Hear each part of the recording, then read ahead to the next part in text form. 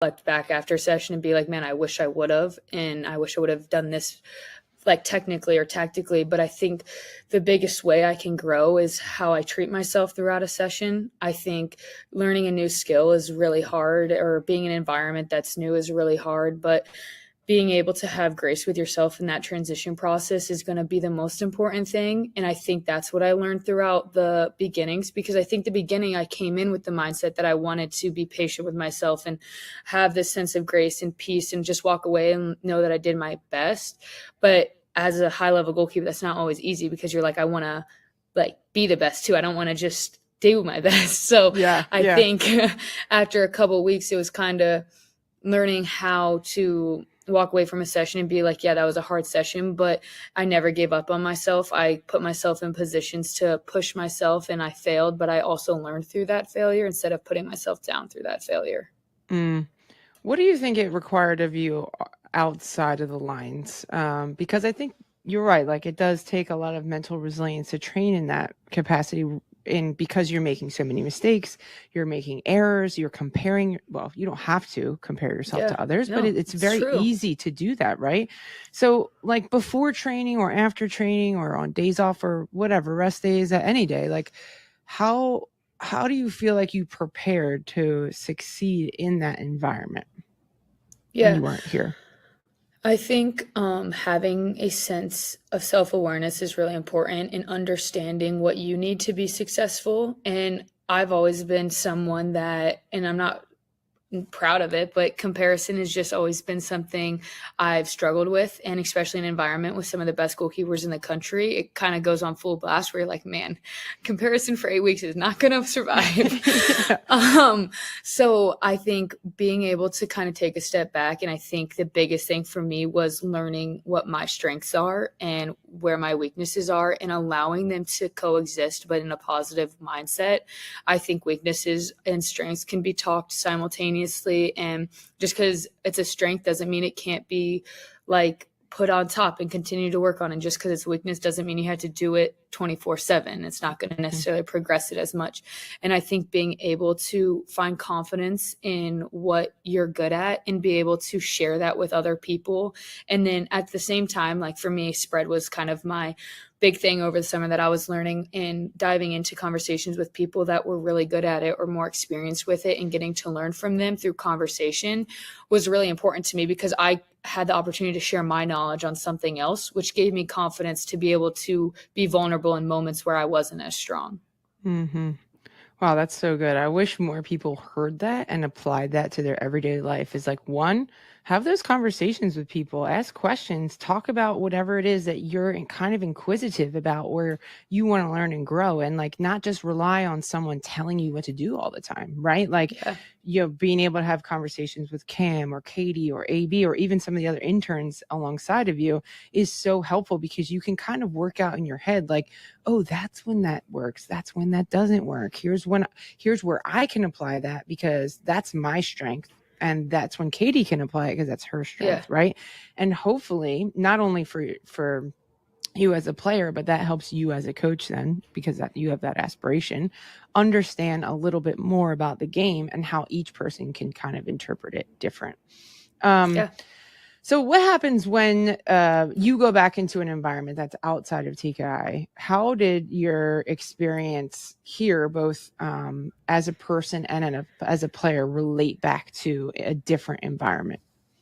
Yeah, I think something that no matter how aware you are of it, change is extremely hard, and it can come in so many forms. I think my transition up to TKI, the first couple of weeks, it's a new environment, and it's new goalkeeping, it's new soccer, it's new people.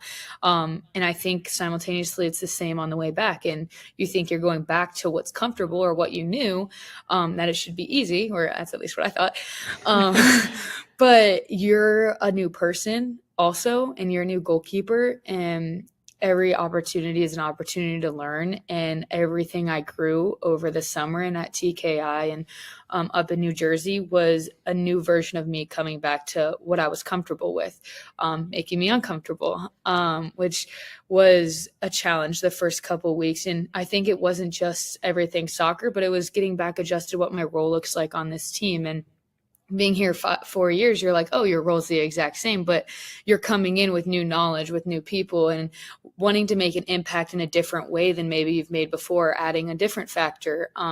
So I think the biggest thing when I came back and my transition away from TKI was kind of reevaluating what I wanted and what I truly wanted to leave as my mark in this season and the people I wanted to impact. I think I took a lot of pride in how I wanted to leave the program, especially going into my last year. And I've taken this big appreciation over the summer of how little playing can give you when you have the opportunity to learn and grow and coach and expand the game and be in intellectual conversations and be creative. And that's the kind of impact I want to leave on the players around me, which obviously is going to help your playing. But when all you're focused on is outcomes and did I perform good enough, or did I make this save, or did I get this award? It's like, those are just going to drain out eventually. And what happens when you don't get an award for 5 weeks? What, you're just going to like shrug your shoulders and be like, oh, I trained 8 weeks for what?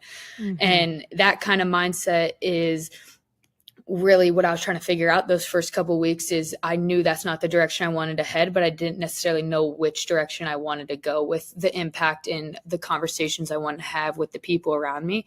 And so I think that's the biggest thing with the transition away from such a open, safe, creative space, is how to bring that into an environment that's already established without changing the integrity of it, because you can't expect it to change. It's been longstanding. You've been part of it. Just because you're different, it doesn't mean it's going to be different. So balancing that and finding my piece of where I can make an impact. And I think that came in with the people. I have had conversations with our backs about ways that we can scan better or be in pockets to support each other so that we can build, and how allowing pressure to come with us to us is actually more beneficial than just letting them hold a low line. And so seeing them make connections has brought me more joy than like anything that I've gotten to like perform. And I think that is more longstanding and kind of the direction that you can take your mindset to make it more enjoyable throughout a really hard 4 months of college soccer, honestly. Wow, that's really good. And then I want you to be as open and vulnerable as you can be on this next couple questions, but you have aspirations to play pro. And this is your last year. That's it. There's no extra plus 1 year. This is it. You have 20 some games left, 30 games left if you're lucky. How is the pressure of performing in your last college season? It's kind of like, you know, your whole career has amounted to this season, right? And you have aspirations to play pro. How are you managing that external pressure? Yeah, I actually really don't feel pressure that often. I feel like, and like, I don't really get nervous ever for games. I have so much confidence in the way that I prepare and the person that I am off the field and the relationships that I've made with my back line or like whoever's on the field, that I know no matter what happens, it's not going to really change anything. And I've also go in and I'm in the facility like 8 hours a day. I'm like, if I go out on that field and I'm like, man, this week I did everything humanly possible to put me in a place to be successful today. I'm not saying I'm not going to walk off the field sometimes like pissed or mad that something happened, but the next day I can wake up and be like, you know, like I did what I could. Like I am putting myself every day in a position to be as successful as possible. I think also I love the game of soccer for so much more than what I do with it. I think performing in front of people is so awesome, and I get a lot of like confidence and excitement from that. But I find so much joy in being able to help the people around me understand the game better, that nothing that I really do is gonna on the field and my performance is not really gonna affect the way I can impact them. So I kind of like don't really feel that kind of need or pressure to be perfect or perform at such a level, because at the end of the day, it's going to fall the way it's supposed to fall. And if even I get the opportunity to work with one team at the end of the season, my hard work, my dedication, and just like the person I am, I know will kind of go further than the highlight reel they're going to see if they want to draft me. Yeah. I'm going to clip that and I'm going to play that on repeat for myself when I'm feeling anxious and stressed and get some performance anxiety. Because I think that's really good insight and really good feedback. Is like, no matter what your performance is, that you can trust your process, that you've done every single thing you can to prepare you for that moment. And also what I heard you say is like, it's not going to impact my relationships with people, because those are really important to me. And one mistake or something isn't going to change the way that people care about me. It's not going to change who I am as a person. It's not going to change the way I show up for my teammates either, which is really cool. Yeah. Okay.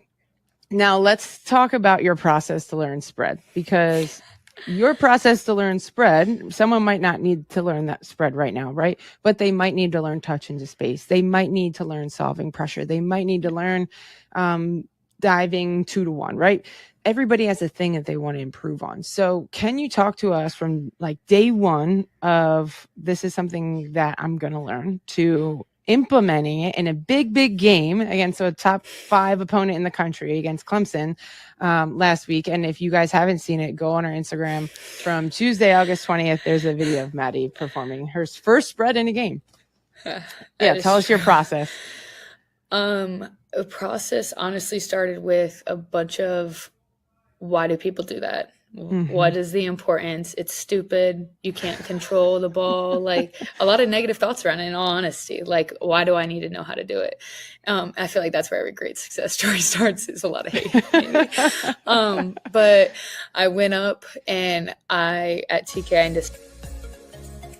Welcome to the Keeper Institute podcast. My name is Tori Corsaro. I'm a strength and conditioning and goalkeeper coach here at the Keeper Institute, and your host for today's show. The Keeper Institute is a unique goalkeeper training facility in New Jersey aimed at developing better goalkeepers and better people. On this podcast, we will be discussing all things goalkeeping, character development, and more. Welcome back to another episode of the Keeper Institute podcast. Yes, you guys are the kind of guests that I like. You're in on it. It's Jill. Tori's not on this one. I'm hosting it alone, but I got 2 people that I'm really excited to bring on.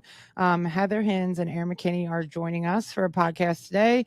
They both play for the Houston Dash. And instead of just going through a whole list of their accolades and achievements, which are great and we're happy for and we're proud of them for doing that, it really doesn't matter what their previous achievements are. What's more important is that two really, really incredible human beings that we're happy to have on. But I am going to let you guys share how we all came together and what your, I guess, journey to TKI was. So, Erin, why don't you start us off, because yours is pretty funny. Oh, yes. Quite funny. If I remember correctly, and you can step in at any point, I think we were in the Orlando airport as I was coming back from like one of my last soccer tournaments in high school. I didn't play ECNL, so it was one of the U.S. like youth soccer tournaments down in Orlando. And, growing up, I watched all the greats, including Jill Loyden. So I obviously knew who you were standing in the TSA line. And I think I asked to take a picture. And after that, we got to talking, and you told me to come out to, I want to say it was like one of the first pro camps. Yep. So that was my origin story at TKI, is approaching Jill Loyden in the TSA line and then getting an invite to pro camp right before I went off to college. Yeah. Yeah, that was a pretty funny story. Yeah, Marie and I had went to Florida, I think it was, just with Maria to help her recruit or something, just for funsies. I used to have time for that. And on our way back, just met you and your pops in the airport. Oh, I'm sure it was just another one of your super fans. It was very serendipitous, because if that didn't happen, who knows where we would be now, Erin? There'd be no uncle. Yeah, there would be no TKI uncle. That's right. And Heather, I feel like I've known you most of your life, actually. I think we're almost at a point where it is half of my life. Very different. I sadly didn't grow up watching soccer as much.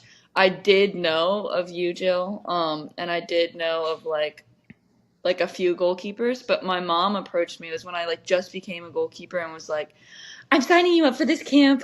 Jill Loyden's in it and you're going to love it. I was like, but like you had to get into the camp. And I was like, yeah, okay, like I'm going to get in. And so like, whatever, I kind of like put it in like the back burner and was just like having fun picking flowers and goal, whatever. And then she told me, she's like, you got in, like, you don't understand, this is going to change your life. I was like, okay, Mom, it's a camp. Like, I was like very chill about it. But then when I went, I like realized, oh my gosh, I'm so behind. And like, I was like, it like was like, now I need to go all the time. And then from there, Erin and I were probably in every group together at one point in high school. And now we're with each other every day. It's wild. It's so wild.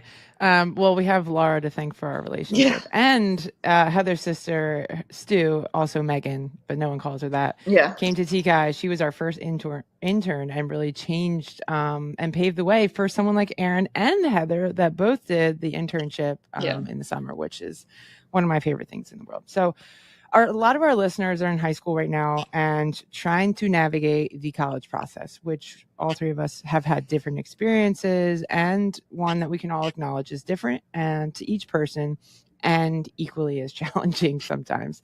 So I would love to ask both of you about that college search. And Heather, we'll start with you, but can you just try and describe to us how the college process went for you and maybe some of the difficulties that went along with it? Yeah, so I was pretty small is how I'll like kind of start that with. But like not just like height wise, like I was the like tiniest. My legs were like the size of my arms now. You weren't as sturdy as you are Yeah, now. I wasn't the sturdy queen that I am now. Right. It's what I'll kind of say. And I started being a goalkeeper a little bit later than most people. And I saw my sister go through it, and I was just kind of scared of the kind of college recruiting process. But the way I started it was like just going to camps, and just throwing stuff at a wall and hoping it stuck. Just like kept like going to whatever I could. I had like a massive dream of wanting to go pro, but I never really wanted to say it because I didn't know if like college would go well. So I just would like reach out to a ton of different teams and hope that something worked out. I do give a lot of creds to TKI because I think just like having someone like Jill kind of say like, no, she is legit, she could do it, really helped me. I don't know if I really would have gotten recruited without it. But I just like went to a ton of camps, and back when I was getting recruited, it was very different than now. Like you could literally commit as a 6-year-old. Yeah, that's true. I was like one of the last people on my team though, and I was a sophomore.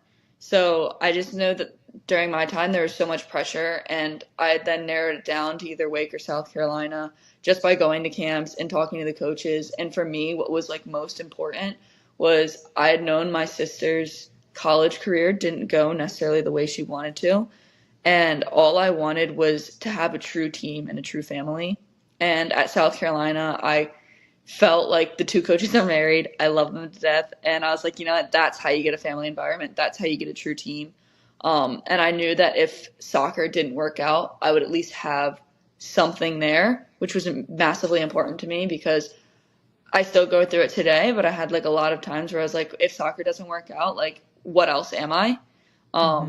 And that was something that was really important to me. So I ended up going to South Carolina, and it was probably the best decision I've made so far in my life.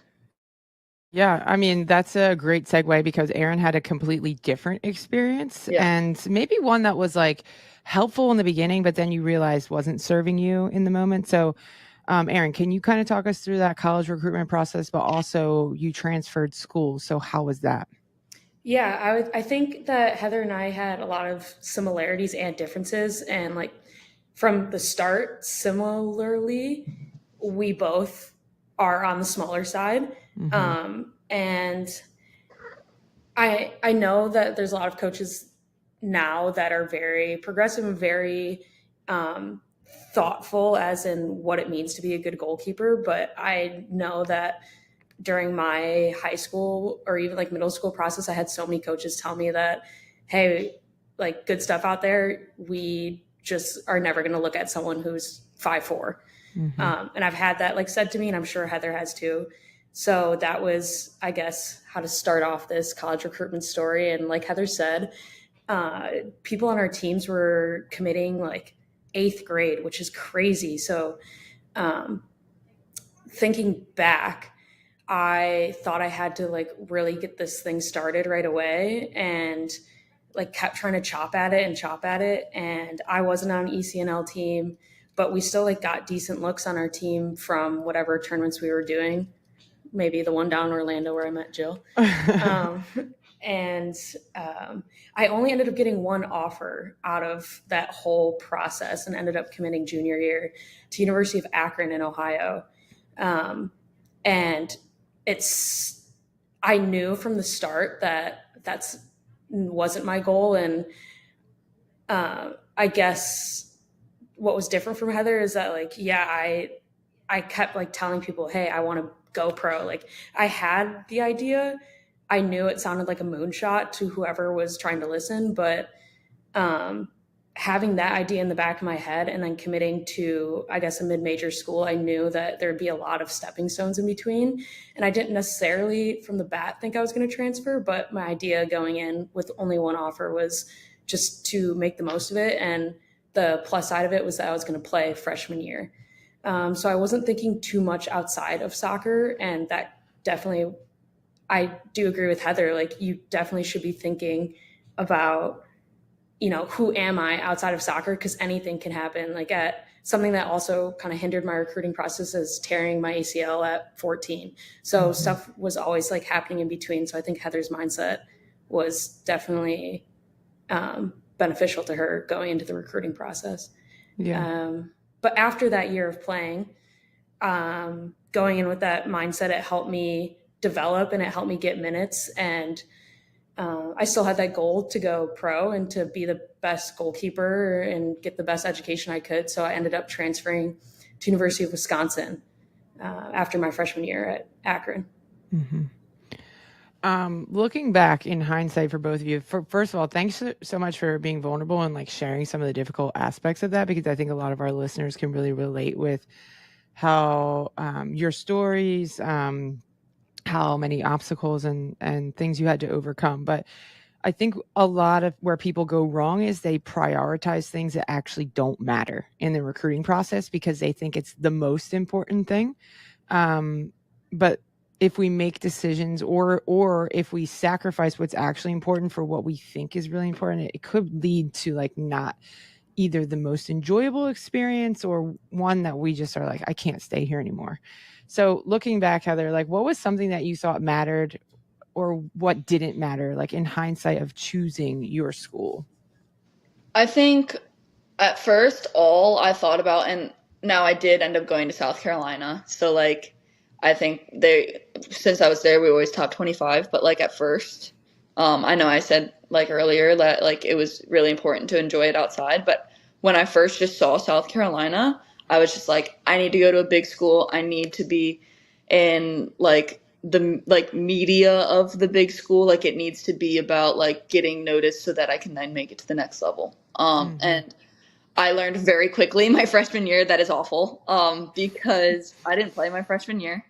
And I struggled with a lot of like, who am I and what am I doing right now? Which honestly, you still like, I'll be honest, like I still kind of struggle with now. Like I'm in a transition period. It's just a transition period. And I was very much like confused on what I was doing because I was like, I'm sitting here a whole year. And then the next year I wasn't even guaranteed a spot. So I think like just thinking like I have to go to the biggest and coolest school was just like such a tough mindset, and that I got insanely lucky with the school that I chose and doing that with. Like I think South Carolina genuinely made me the person that I am and shaped me into like the mindset that I have. But if I would have chosen maybe another school, I would have been really unfortunate. I just got very lucky on who I picked. Because I do know a lot of my friends that chose that big school, that big name, and transferred immediately, not because of like they knew better opportunities like Erin did, but because like they just chose because of the name. Right. You know, like, and it just, that's always something that really worried me, is like, did I just do this just for the clout of it, which is just like so sad to like admit, but like it kind of was the way it was at first. Yeah. And I just got lucky, I think. But ultimately, I think you should probably give yourself more credit, because ultimately you made a decision based on your intuition of how people treated you, right? Yeah. Because Jamie and Shelly are the kindest humans Yeah. and like really care about their players. And so you said earlier that was something that was important to you. And intuitively, it might have been a little bit of all things, but intuitively you relied on what was important. And I want to feel valued and I want to feel part of a family. And you made that decision. And ultimately it was a great one for you.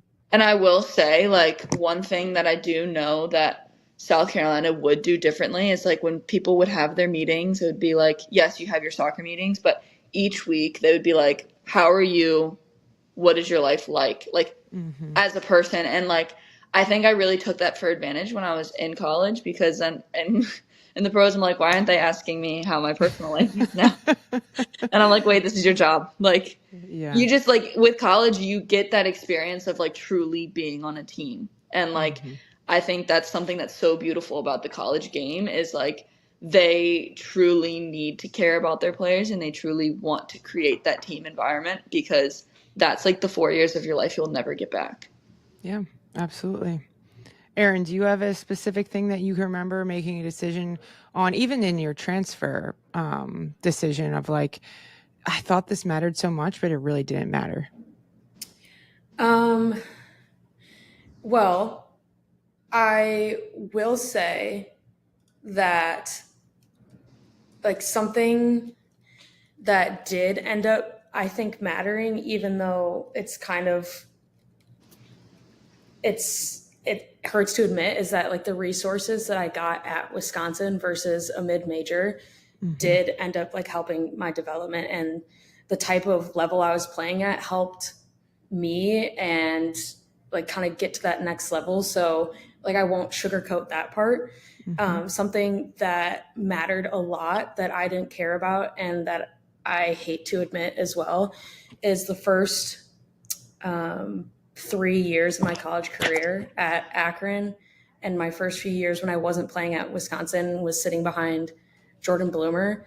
Something that matters tenfold that I did not care about was how I was off the field, because I was so get to the next level, stepping stone, that I didn't, looking back, I could have been a 10 times better teammate.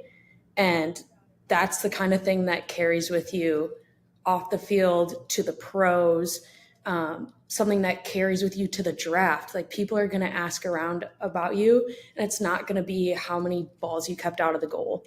A lot of times as a rookie, whether it's to transfer into a different school, to even go from high school to college, go from college to pros, people need someone good in the locker room. And they need, I hate when they call it personality hire, but they need, they need people who are good for the team. And that creates, like what Heather said, the family culture. And I did not think about that one bit going into college. And that is one of my biggest regrets, is that I wish I could have been the type of teammate that people needed me to be, and invested hard off the field as much as I did on the field. Yeah, I get that. I mean, I made a living off being the personality hire, so I get it. Erin, I'm going to go with you for the next one. Is, what do you think you did in college that really helped you prepare for the professional level? Something that I did in college to help me prepare professionally.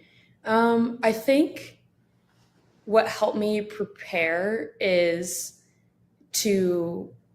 from going from like that mid-major to Wisconsin, having all those kind of weird transitions in my 4, 5, 6 years, is learning to like know my worth, because there's going to be a million people in that process that are going to try to set it for you. So really just honing down on self-awareness, what I think my strengths are, what I think my weaknesses are. And that came from film, and that came from a lot of times where my ego got hurt because someone told me something about myself, and having to look back and reflect and know, like, hey, I know this about myself, and having to set that intention every day going into training. Because at the pros, as a rookie, like I said, there's going to be a bunch of people who tell you your worth, and there's going to be even now media and reporters who want to chip in on that. And if you have a strong sense and foundation of your worth, whether you're at a mid-major, a Power 5, what is it now? Power 4, my bad. Power 2. Then Power 2. If you have that strong foundation, it's really going to help you on those long days where you feel like your worth is set in soccer. Yeah. And just a quick plug, I think I always will go back on this because it was a lived and shared experience. It sounds like with you too, Erin, is the mental side of the game is the most important. And Coach Chris here at TKI is doing a 4-week workshop for the mental side of the game to help you take your next steps, whether you're middle school or high school. It's called Bulletproof. It is in November and December. Make sure you check out the details on that. Okay. Chris is my hero. Yes. She's everyone's emotional support human. Heather, what do you think helped you in college to make the jump? I honestly think it was my freshman year and sitting behind another keeper.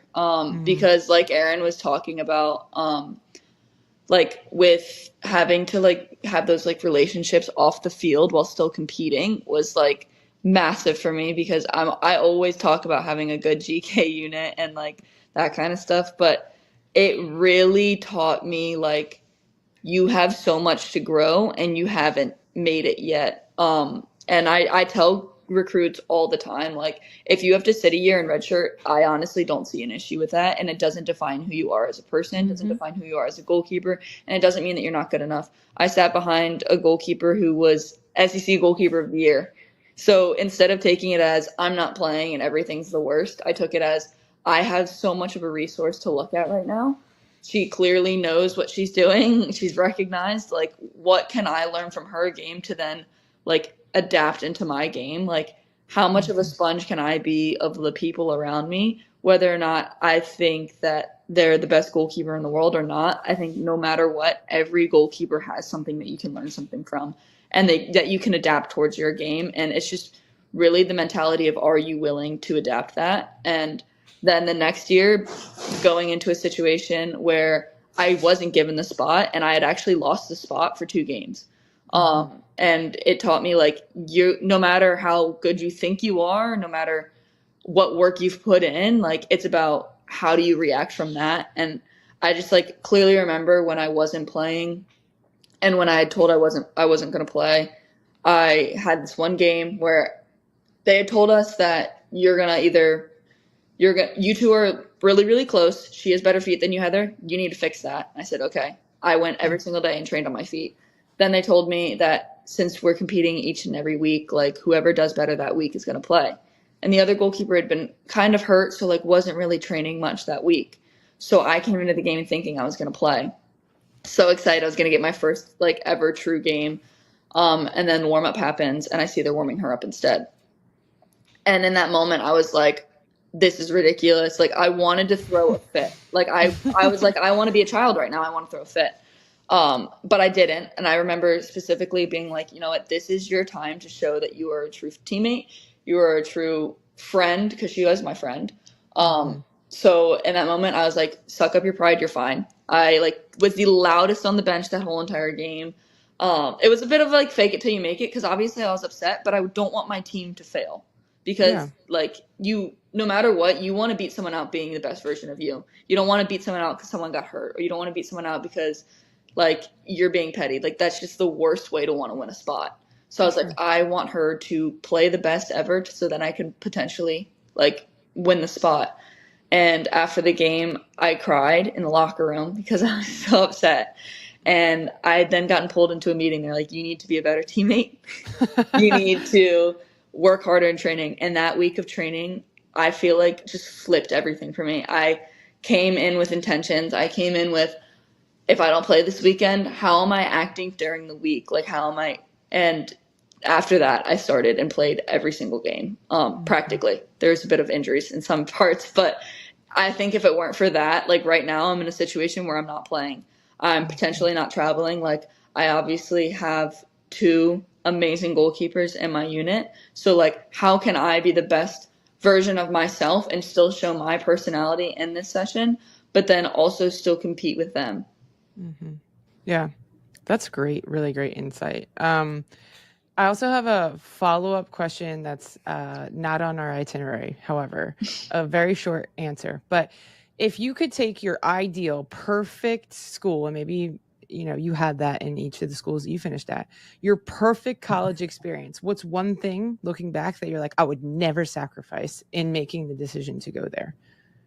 And I'll go first, and it's an answer for me, but I would never sacrifice the level of education I got at Villanova and a coaching staff that really cared about my development as a person and player. Those are 2 things I would never sacrifice. But I would love to hear your guys' thoughts.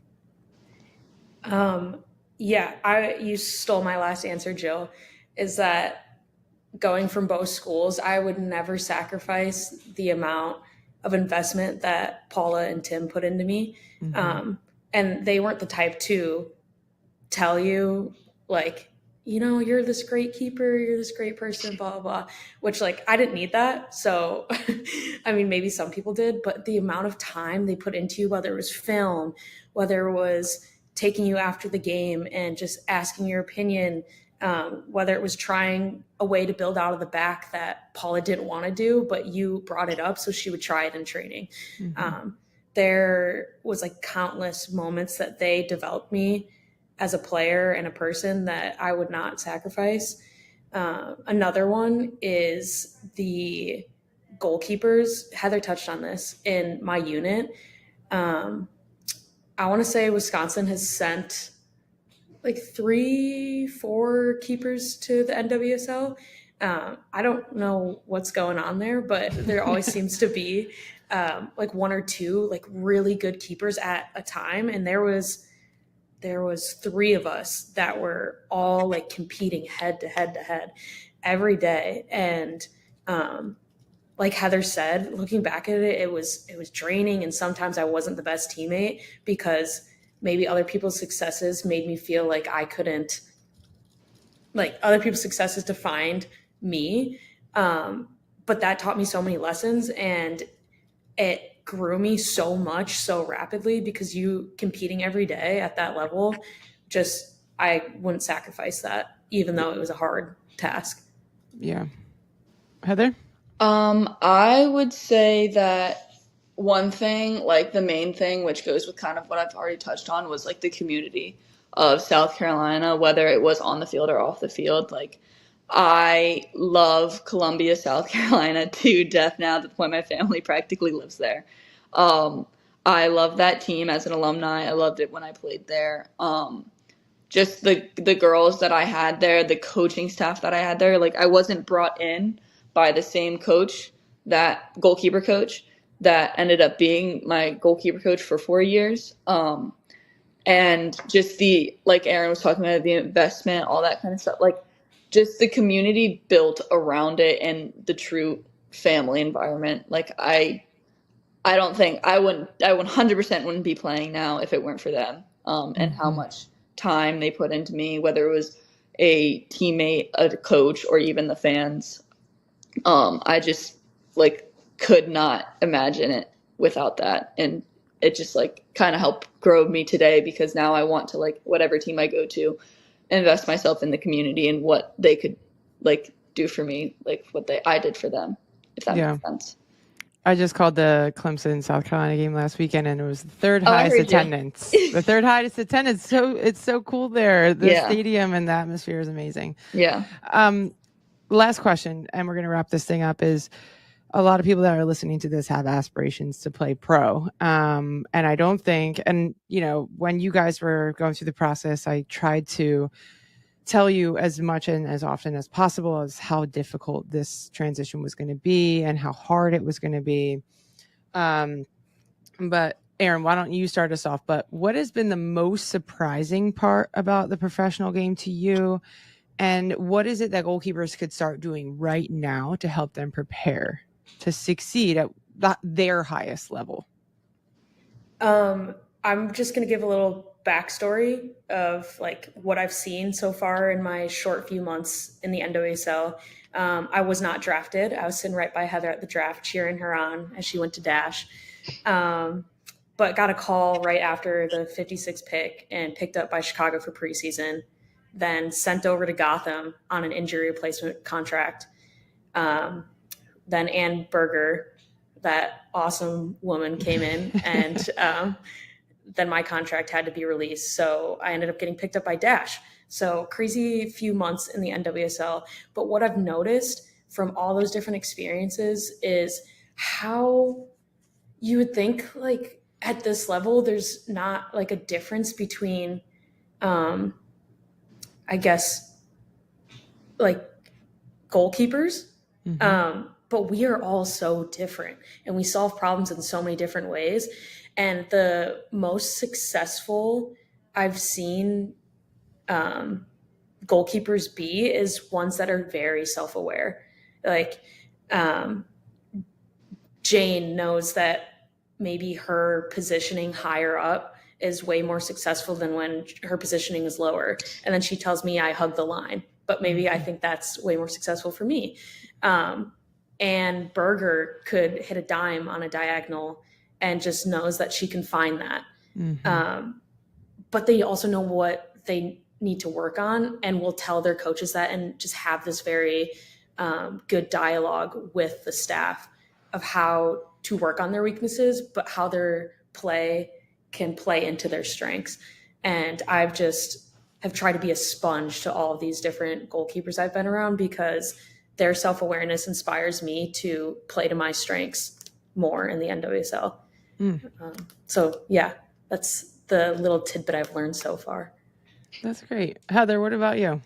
I think like if you want like tangible things, like I always went to as many sessions that I could to absorb as much information, or I would play with guys just to work on speed. But like kind of pretty much what Erin is saying, I think genuinely the most important thing is to truly know what you want and then the steps to be able to get to what you want, and then being adaptable. Like you have to be adaptable. You have to be able to roll with the punches. I've had like an interesting rookie season. I've gotten injured twice now. Not like majorly, but like little things. And then just like keeping my eye on that goal still. Like our coach will talk to me a ton about like, hey, you might be on your peak right now in this week, but like how are you going to be able to like maintain like a true consistency? Because there's been times where I'm like, okay, I'm going to play. And then there's been times where like I can't catch a single ball. So just like being able to like emotionally control things, like because you can control your emotions, you can't control whether or not someone's going to hit it up or 90. So just being able to like roll with the punches is just really how I've been able to kind of word it as easily as possible. How can I adapt to the situation and how can I emotionally control myself? Because I know I've personally been able to learn how to catch a ball. I've learned how to do the spread. Like those things you can train yourself into doing, but like in a moment when things are going wrong, like you can also control your thoughts so much easier if you do the work behind. Yeah. What I think if I summarize up what both of you said into one thing is know your identity. Yeah. Who you are as a goalkeeper and who you are as a person, because both will be challenged when you're playing. And over a very long grind of a season that is from February till November. And every single part of you is tested, the physical side, the mental side, the tactical side. Every little bit of you is being forced to like bring your best every day, or else it's so much more difficult and like so demanding, and also can lead to some really negative self-talk or beliefs about yourself. But if you have a really strong foundation in who you are personally, and like Erin's saying, if you can play to those strengths as much as possible while also giving yourself latitude to work on your areas of improvement, that's when you can, one, be feeling really competent and confident, but also two, I think it's a lot more enjoyable when you can tackle something like that rather than just show up and try to beat somebody out every day. Yeah. Great. Well, you guys, you have 7 games left? Yes. 7 games left. Okay. Well, by the time people hear this, probably less. But you guys can find Heather and Erin on social media, on their TikToks, or I know Heather has one, or on the Dash's social media. But they also play for the Dash that play on NWSL Plus, Ion, ESPN, Amazon, all the places. So make sure you guys check out the Houston Dash so you can see these two. And if anybody has questions, they can reach out to you guys. Mm-hmm. Of course. On social Anytime. media. Yeah. Yep. Great. We love you guys so much. We're so happy and proud that you're a part of our TKI community and our family of amazing, amazing human beings. And I wish you guys nothing but success. Thank you so Thanks, much. Jill. Love you, TKI fam. All right, you guys. We'll catch you later.